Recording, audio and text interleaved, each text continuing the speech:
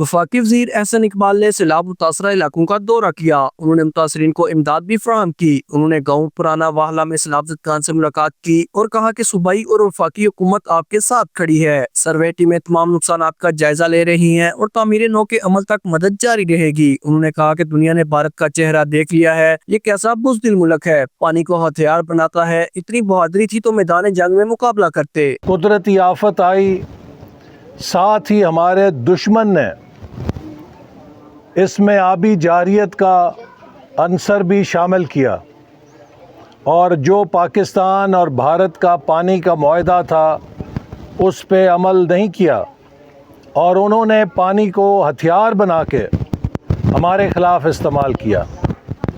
جو سبکی اور جو شکست انہیں میدان جنگ میں ہوئی تھی، ان کا خیال تھا کہ وہ پانی کو ہتھیار بنا کے اس سے اپنا بدلہ لے سکتے ہیں، لیکن پانی کو ہتھیار بنا کے وہ پاکستانی قوم کے عزم کو نہیں توڑ سکتے۔